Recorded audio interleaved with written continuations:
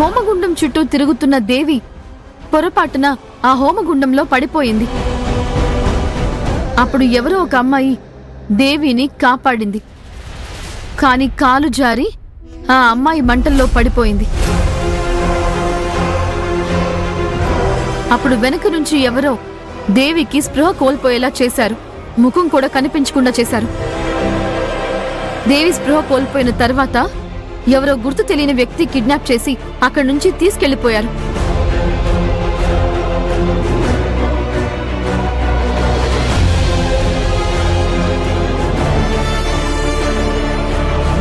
ఓహో, అయితే నిజం దాచిపెట్టి వీళ్ళకి దేవి అబద్ధం చెప్పిందా?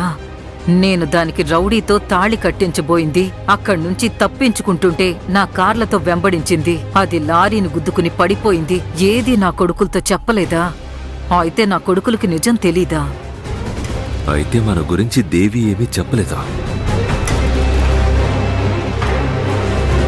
అయ్యయ్యో, ఇది ఒరిజినల్ కథ కాదే, ఇదేదో ట్విస్ట్ లా ఉంది. అయినా విధి ఆడిన వింత నాటకం వల్ల అభిదేవిలు ఆ రోజుకి విడిపోవాల్సొచ్చిందత్తయ్యా. ఎవరో మంటల్లో పడి చనిపోతే దేవి అని మీరు తప్పుగా అర్థం చేసుకున్నారు. కానీ ఇన్ని కష్టాల తర్వాత కూడా అభిదేవిలు ఇద్దరూ కలిసి ఒకటయ్యారు, చూసారా?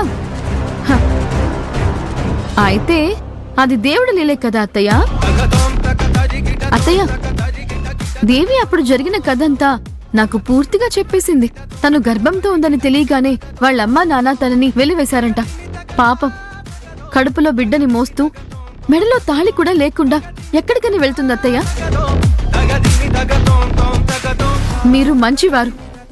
దేవి ఇక్కడికి వస్తే మీరు అభికి దేవికి ఖచ్చితంగా పెళ్లి చేస్తారు. కానీ ఈ విషయం లోకానికి తెలిస్తే దేవికి మాత్రమే కాదు, దేవి కడుపులో పెరుగుతున్న చాముండేశ్వరి ఇంటి వారసుడిని కూడా తప్పుగా మాట్లాడతారత్తయ్యా. అమ్మ బాబోయ్, చాముండేశ్వరి ఇంటి గౌరవాన్ని దేవి బిడ్డతో ఎలా లింకు పెట్టిందో చూసారా? ఈ సత్య మామూలు కిలాడి కాదు. మెడలో తాళి పడుండకపోయింటే ఆత్మహత్య చేసుకోవడమే కరెక్ట్ అని దేవి నిర్ణయించుకుంది. అందువల్లే మీ పైన ఉన్న నమ్మకంతోనే నేను అభిబావని తాళి కట్టమని చెప్పాను. ఇలాంటి నిర్ణయం తీసుకొని వీళ్ళిద్దరికీ నేను పెళ్లి చేయడం తప్ప అత్తయ్యా? సత్య, నువ్వు ఎంత చక్కటి కథ చెప్పినా కూడా దాన్ని అందరూ స్వాగతించొచ్చు. కానీ నేను చాముండేశ్వరిని. దీనికంటే ముఖ్యమైన బాధ్యతలు చాలా ఉన్నాయి. అది నువ్వు అర్థం చేసుకోకపోవడం మొత్తం నీ తప్పే. అర్జున్ అభిల తప్పు కూడా ఉంది. ముఖ్యంగా ఇదిగో ఈ దేవి తప్పు కూడా ఉంది.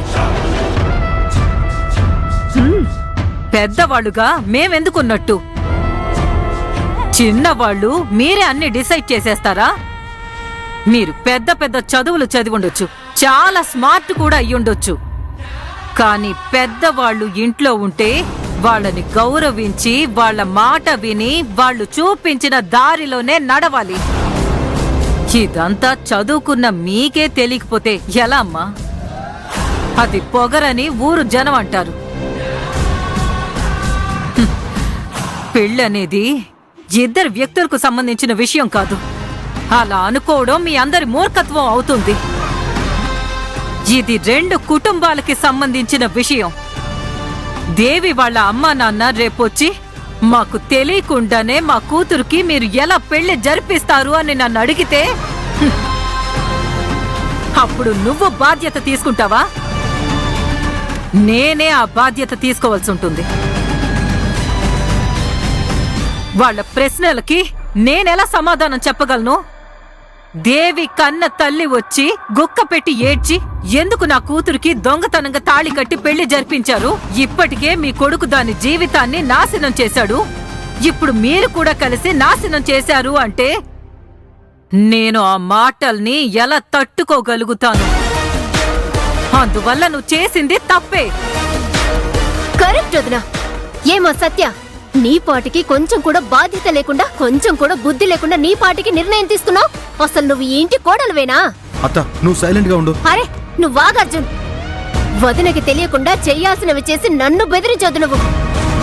వదిన అడిగేది న్యాయమే కదా. ఇప్పుడు నేను కూడా అడుగుతున్నాను,